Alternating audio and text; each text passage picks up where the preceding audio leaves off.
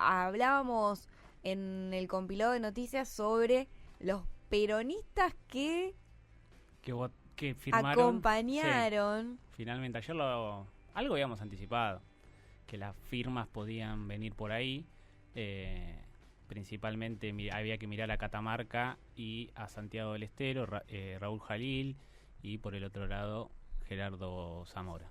Bien, bueno, y lo que está sucediendo es que aprobaron el proyecto para, o no el proyecto, sino el dictamen. Exacto. Para ir mañana a la comisión para suspender las PASO. Y sobre ese tema vamos a profundizar y ya estamos en línea con especialista en sistemas electorales. Él también es politólogo y es Miguel de Luca. ¿Qué tal, Miguel? Mayra García y Gonzalo del Monte te saludan. ¿Qué tal? Muy buenos días. Bien, muchas gracias por atendernos. ¿Cómo ves esta novedad de la suspensión de las PASO? No eliminarlas porque no alcanzaba, pero suspenderlas. A nivel institucional y de sistemas electorales, ¿eso genera algún tipo de inconveniente o simplifica las cosas? Bueno, como todo sistema electoral y como toda reforma, tiene diferentes tipos de efectos, ¿no?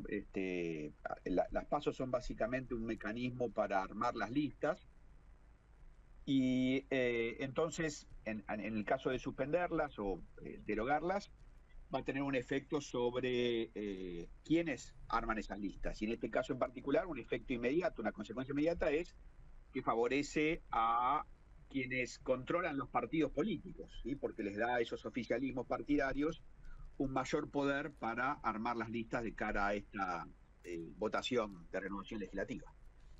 Bien.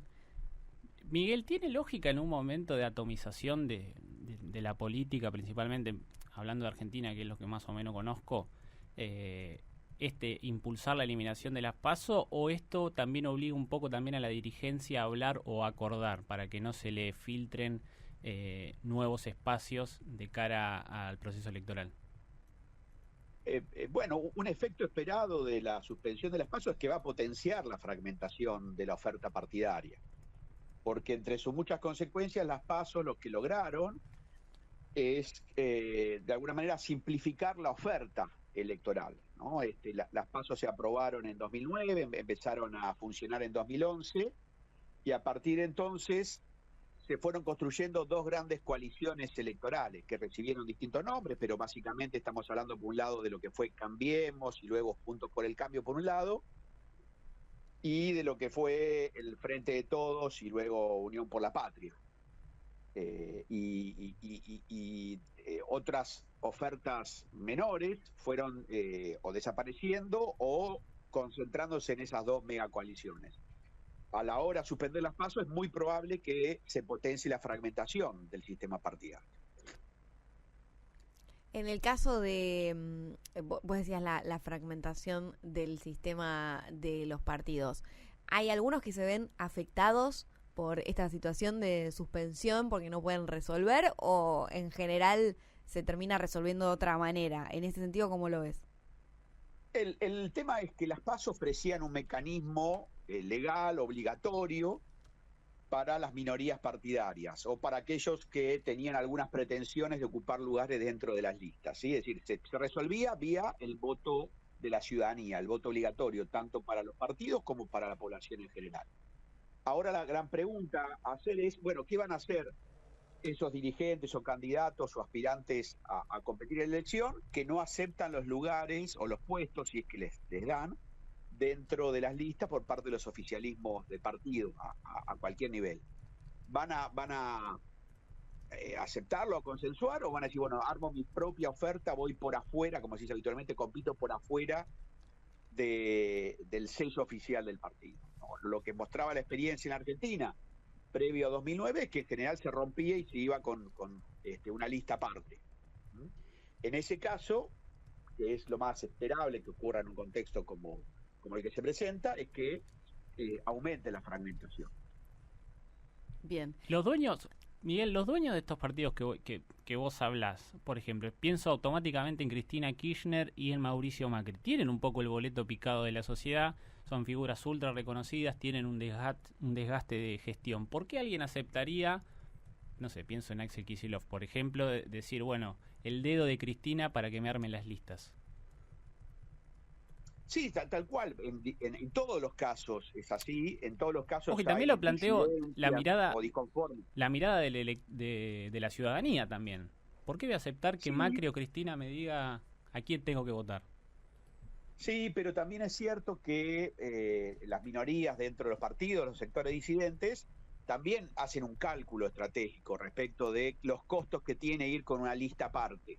Sí, hay costos en términos económicos, en términos simbólicos, en términos de lugares de poder. Hay un riesgo, toda elección implica un riesgo para quien puede perder. Entonces, es también un cálculo que hacen esos sectores críticos de los oficialismos de los partidos, sea en el caso de Cristina Fernández de Kirchner, sea en el caso de Mauricio Macri, por ejemplo. ¿Cómo ves vos a Eh, estos dos actores? ¿Van a tener eh, relevancia este año, un peso eh, preponderante o...? Sí, eso sin duda, sobre todo porque la suspensión de las PASO de alguna manera refuerza sus poderes al momento de que son los que tienen los resortes para decir, bueno, esta es la lista con la cual mi partido o mi coalición se presenta a la elección. Sí, En ese caso, sin duda. Ahora bien, en última instancia, quien va a decidir cuál va a ser el resultado de la elección es la ciudadanía. Entonces, un poco lo que hay en esta tensión y el cálculo estratégico de los actores respecto a la suspensión de las pasos es, bueno, a quién finalmente va a beneficiar o a perjudicar la reforma. claro. Y en el caso de las PASO antes cuando había como un piso, ¿cómo se va a dar eso ahora?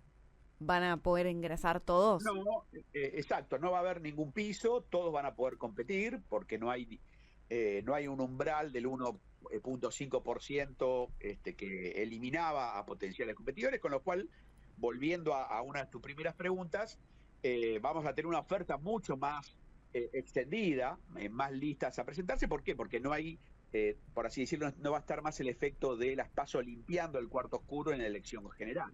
¿Y el cóctel paso y boleta única de papel? Bueno, ahí no, el corte, digamos, sería no paso, porque dejamos de tener paso, vamos directamente Claro, a exacto. la elección general. Bueno, la boleta única, al presentar en una sola pieza de papel todas las listas, por lo menos en esta elección vamos a tener una boleta única muy, muy grande, ¿sí? En tamaño, muy extendida, porque va a tener que cobijar a toda la oferta. Y eso va a tener otras consecuencias, Va a como por ser bastante ejemplo, larga. sí, uno es que los votantes puedan encontrar la opción que quieren votar. Claro. Eso va a hacer que se demore el tiempo de votación, a que haya más filas a la hora de votar, y que, por ejemplo, al momento de hacer el escrutinio también se tarde más. Es decir, vamos a tener que tener una mayor paciencia, tanto para votar como para esperar el resultado de este primer ensayo con boleta única y, en teoría, sin paso. Bien. Y vos, desde tu especialidad, ¿qué sistema pensás que es el que le viene mejor a la Argentina o con la idiosincrasia que tenemos los ciudadanos argentinos? Paso, sin paso, boleta única, la boleta de papel. ¿Nos vamos a acostumbrar a la boleta única? Bueno, en general los especialistas en sistemas electorales decimos que no hay entre comillas, un mejor sistema. ¿Mm? Y si alguien dice eso, en realidad está engañando o está mintiendo.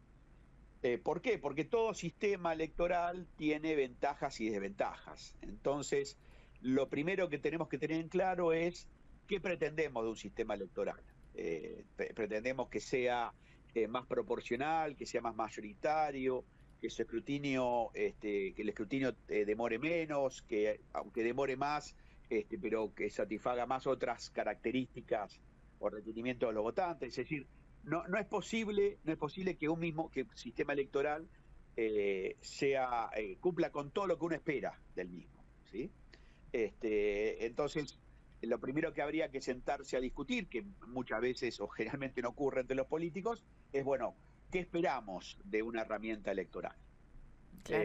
Y si eso no ocurre, y esto, como decía, habitualmente pasa cuando se hacen reformas, las expectativas respecto del impacto de una reforma tienden a diluirse, ¿no? Porque luego se ve que aquello que se decía que iba a mejorar el sistema electoral no lo hace en la práctica.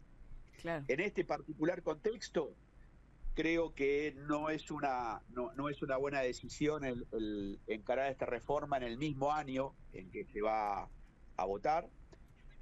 Tampoco es bueno decir, bueno, suspendo por esta vez y de cara a 2027 veo que es lo que puede pasar. De hacer todo eso en un contexto donde vamos a ensayar, por primera vez a nivel nacional, una nueva forma de votar. Bien. Todo eso es un combo bastante explosivo y que puede llevar a consecuencias que no van a ser del todo previstas. Miguel, ¿el gobierno lo hace para hacer pie de una buena vez en el territorio nacional y tener su propio andamiaje? Esto básicamente, y no tener que andar dirimiendo que fulanito de Salta me plantee una lucha, una puja de poder de cara a las elecciones, que fulanito de Chubut quiera hacer tal y cual cosa con mi sello y demás. ¿Lo hace estrictamente por eso? ¿O porque el argumento que dan ellos en la superficie es básicamente de recortar gastos, que me parece bastante, no sé, es bastante endeble, porque obviamente la democracia cuesta dinero. Sí, tal cual.